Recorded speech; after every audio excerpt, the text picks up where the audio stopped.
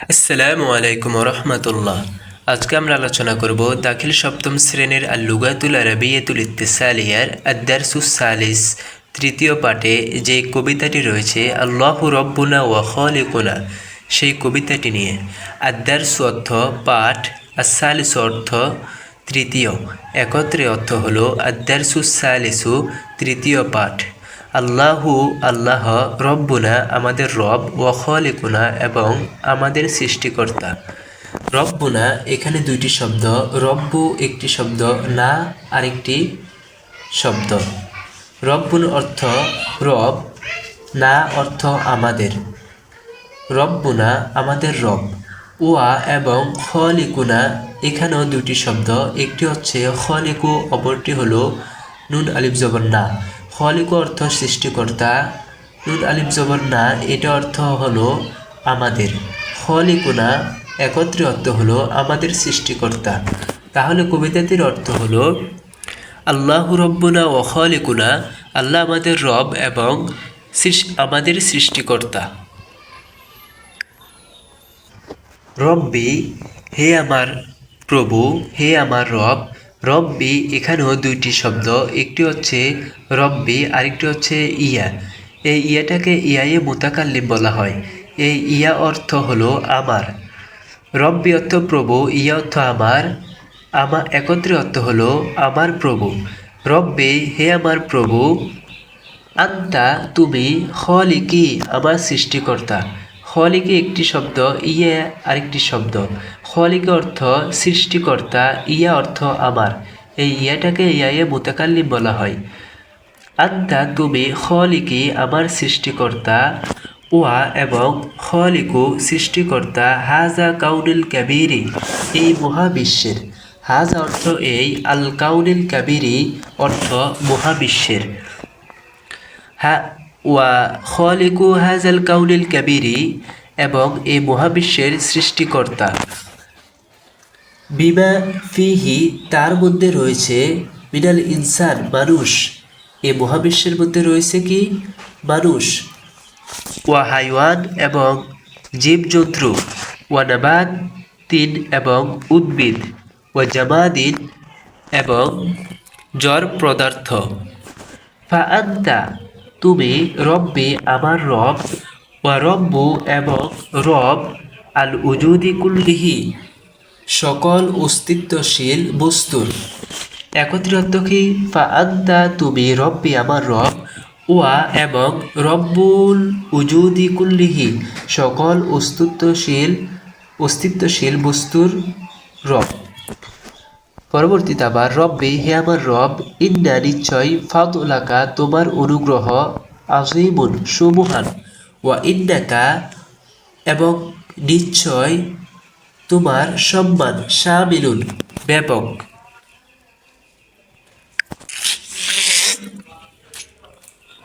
ওয়া আন্তা এবং তুমি, ইয়া রব্বি হে আমার রব, আহাক্কুন অধিক হকদার, বেআইয়া ইস্যু যে জীবনযাপন করবে, আন্নাসু মানুষেরা, জামিআন সকল।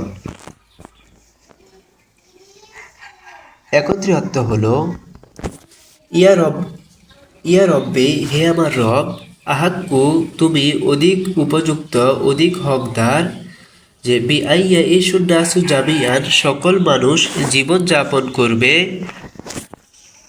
ফি রিহাবি ফাদলিকা তোমার অনুগ্রহের বিশালতার মধ্যে, ও কারমিকা এবং তোমার মহানুভবতার বিশালতার মধ্যে। ফি অর্থ মধ্যে, রিহাবি বিশালতায়, ফাদলিকা তোমার অনুগ্রহের, ও কারমিকা এবং তোমার মহানুভবতায়। একত্রে অর্থ হলো আন্তা তুমি, ইয়া রব্বি হে আমার রব, আহাক্কুন অধিক উপযুক্ত, বিআইয়া ইস্যু নাসু জামিআন সকল মানুষ জীবনযাপন করবে, ফি রিহাবি ফাদলিকা ওয়া কারমিকা তোমার অনুগ্রহ এবং মহানুভবতার বিশালতার মধ্যে। পরবর্তীতে দেখো বলছে যে ইকরা তুমি পড়ো, আল উনসুদাতা কবিতা, আত্তালিয়াতা নিচের, ওয়াফহামহা এবং তা অনুধাবন করো, সুম্মা অতঃপর ইহফাজহা এই কবিতাটি মুখস্থ করো, ওয়ারদ্দিদহা এবং তা পুনরায় বৃত্তি করো। রয়েছে দেখো, আল উনসুদাতু অর্থ কবিতা, রব্বাহু হে আমার রব, ইন্নাকা নিশ্চয় তুমি, রব্বি আমার প্রভু, ওয়া এবং রব্বু প্রভু, কুল্লিল উজুদি প্রত্যেক অস্তিত্বশীল বস্তুর। বিকা এই বিকা অর্থ হলো তোমার কুদরতে, আসসামাওয়াতু আসমানসমূহ, কমাত প্রতিষ্ঠিত হয়েছে অথবা সমুন্নত হয়েছে। একত্রে অর্থ হলো বিকা তোমার অনুগ্রহে, আসসামাওয়াতু আসমানসমূহ, কমাত প্রতিষ্ঠিত হয়েছে, ওয়া আজ আনাত এবং অবনত হয়েছে, লিসুজুদি সেজদাই, ওয়াল আরদু জমিন, আদহাত হলো এবং জমিন, আদহাত পরিণত হয়েছে, বিসাতন এমন গালিচাই, এমন বিছানায়, মুনাদ্দারান যা সুশোভিত, বিল উরুদি গোলাপ সমূহের দ্বারা। একত্রে অর্থ কি, ওয়াল আরদু আদহাত বিসাতান আর জমিন এমন গালিচায় পরিণত হয়েছে, মুনাদ্দারান বিল উরুদি যা গোলাপ সমূহের দ্বারা সুসজ্জিত, ফিহি তার মধ্যে অর্থাৎ এই জমিনের মধ্যে, আত্তুয়ুরু পাখিরা, তুগন্নি গান গায়, বিগয়রি ব্যতীত, না ইন বাঁশি, ওয়া উদিন এবং বিনা। একত্রে অর্থ কি, ফিহি তার মধ্যে, আত্তুয়ুরু তুগন্নি পাখিরা গান গায়, বিগয়রি না ইন ওয়া উদিন বিনা অর্থাৎ কোনো প্রকার বাঁশি এবং বিনা ছাড়া। লিআনউমিন এই নিয়ামত সমূহের কারণে, সাবিগতিন প্রশস্ত,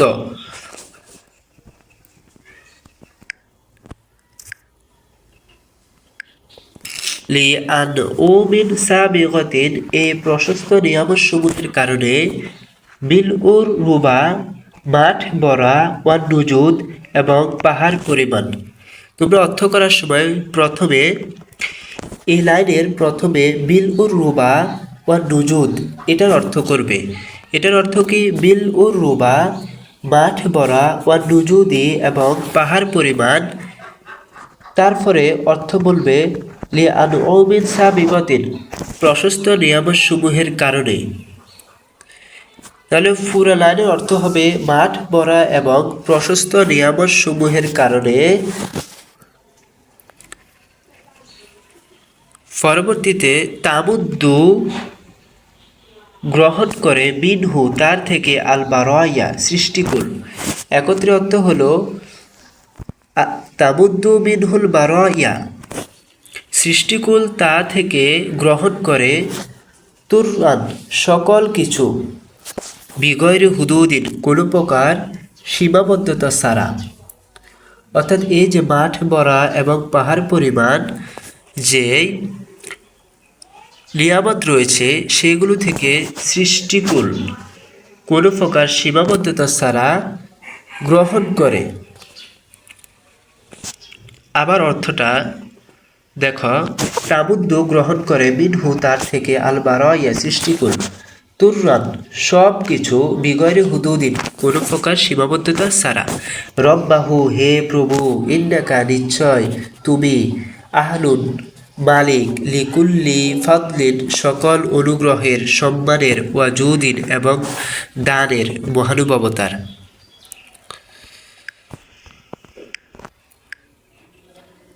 এই কবিতা পড়ার শুরুতে তোমরা এই যে শব্দার্থগুলো রয়েছে এই শব্দার্থগুলো প্রথমে একবার পড়ে নেবে।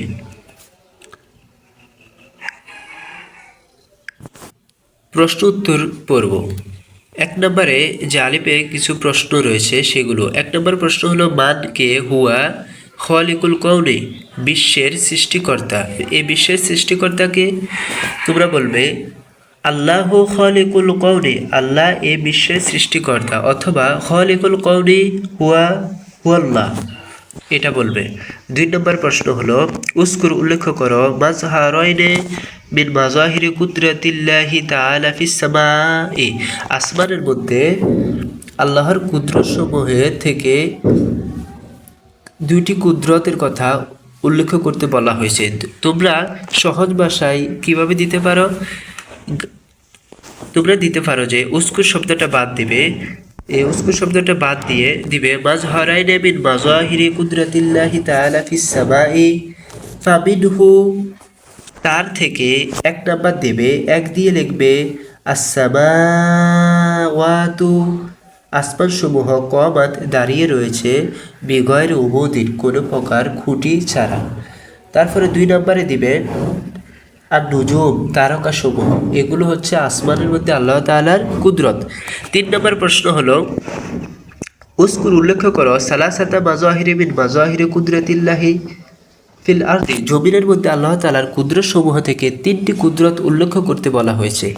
তোমরা কি বলবে? সহজ ভাষায় উত্তর দিবে যে সালাসাতা মাজাহিরি মিন মাজাহিরি কুদরাতিল্লাহি ফিল আরদি, জমিনের মধ্যে আল্লাহ তাআলার কুদরত সমূহ থেকে 3টি কুদরত হলো ফামিনহু, ফামিনহু লিখে 1 নম্বরে দিবে, 2 নম্বরে দিবে আল হাইওয়ান, জীব জন্তু। তারপরে 3 নম্বরে দিবে কি? 3 নম্বরে দিবে আর নাবাত তথা উদ্ভিদ, ফসল। 4 নম্বর প্রশ্ন হলো মা জাকি ওয়াজিবুকা, তোমার উপর কর্তব্য, নাহওয়া রব্বিকা, তোমার প্রতি, তোমার রবের প্রতি। অর্থাৎ একত্র অর্থ হলো মা যা ওয়াজিবুকা নাহওয়া রব্বিকা, তোমার রবের প্রতি তোমার কি কর্তব্য। আমরা উত্তর দিব মাজা এটা বাদ দিয়ে ওয়াজিবুনা, আমাদের কর্তব্য, নাহওয়া রব্বিকা, আমাদের প্রভুর প্রতি কি। এর পরে বাকিটা লিখবে আন নাশকুরাহু আলা নিআমিহি ওয়া আন নুতিআ আওয়ামিরাহু, এটা হচ্ছে 4 নম্বরের উত্তর। নম্বরে দেখো এখানে বাক্য গঠন করার জন্য বলা হয়েছে যে আজ আনার শব্দ দ্বারা বাক্য গঠন করতে বলছে, না দুরুন শব্দ দ্বারা বাক্য গঠন, সাবেওয়াত শব্দ দ্বারা বাক্য গঠন, আর রব বা শব্দ দ্বারা বাক্য গঠন। বলতেছে যে নিচে যে শব্দগুলো রয়েছে এগুলার মুরাদেব শব্দ উল্লেখ করার জন্য। 1 নম্বরে আল বারাইয়া, বারাইয়া শব্দের অর্থ হচ্ছে সৃষ্টিকুল, এটার মুরাদেব মানে হচ্ছে সমার্থক শব্দ। কি সমার্থক শব্দ? কি সমার্থক শব্দ হলো আল খলাইকা, সমার্থক শব্দ। তারপরে 2 নম্বরে দেওয়া হয়েছে জুদুন, জুদুন শব্দের অর্থ দান অথবা উপহার, এটার সমার্থক শব্দ কি সাখাউন, অথবা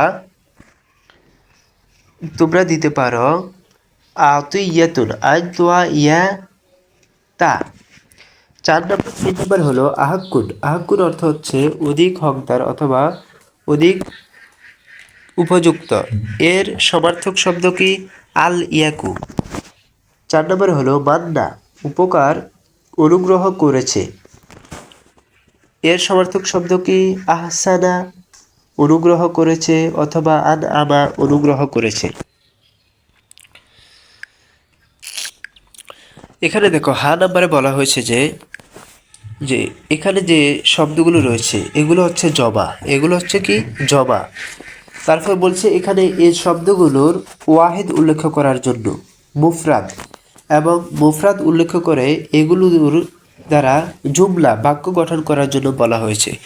প্রথমে দেখো আসসামাওয়াতু শব্দটি হচ্ছে জবা, এটার ওয়াহিদ অর্থাৎ মুফরাদ কি আসসামাউ, এটা দ্বারা বাক্য গঠন জুমলা তথা বাক্য গঠন হলো কামাতিস সামাউ, আসমান প্রতিষ্ঠিত হয়েছে বিকুদরাতিল্লাহি তাআলা, আল্লাহ তাআলার কুদরতে। এটা হচ্ছে 1 নাম্বার আসসামাওয়াত শব্দের বাক্য গঠন। 2 নম্বরে রয়েছে আল উরুদু, অর্থাৎ গোলাপ সমূহ, আল উরুদু শব্দটি জমা, এটার ওয়াহিদ তথা মুফরাদ কি আল ওয়ারদুন, একটি গোলাপ। এটি দ্বারা বাক্য গঠন করার জন্য বলা হয়েছে যে এটি দ্বারা বাক্য গঠন কি রাআইতু, আমি দেখেছি, আল ওয়ারদা গোলাপ, ফিল হাদিকাতি বাগানের মধ্যে। সবগুলো শব্দের প্রথমে তোমরা মুফরাদ তথা একবচন সেটা উল্লেখ করবে। তারপরে এই শব্দগুলো দ্বারা তোমরা বাক্য গঠন করবে। প্রথমে কি করবে? প্রথমে এই যে শব্দগুলো রয়েছে এগুলো হচ্ছে জমা। এই জমাগুলার প্রথমে আল মুফরাদ তথা ওয়াহিদ উল্লেখ করবে শব্দগুলার। তারপরে এগুলো ওয়াহিদ উল্লেখ করে এগুলো দ্বারা বাক্য গঠন করবে। যেমন আল উরুদু শব্দটি হচ্ছে জমা, এর অর্থ হচ্ছে গোলাপ সমূহ, এটার ওয়াহিদ হচ্ছে আল ওয়ার্দু। এর বাক্য গঠন কি? রআইতুল ওয়ার্দা, আমি গোলাপ দেখেছি, ফিল হাদিকাতি, বাগানের মধ্যে। এরভাবে আর তুয়ুর শব্দটির ওয়াহিদ হচ্ছে তয়রুন। এভাবে বাকি শব্দগুলোর ওয়াহিদ করবে, অর্থাৎ মুফরাদ একবচন করবে, তারপরে এটা দ্বারা বাক্য গঠন করবে, জুমলা গঠন করবে এখানে। এভাবে বাকিগুলো তোমরা করে নিও।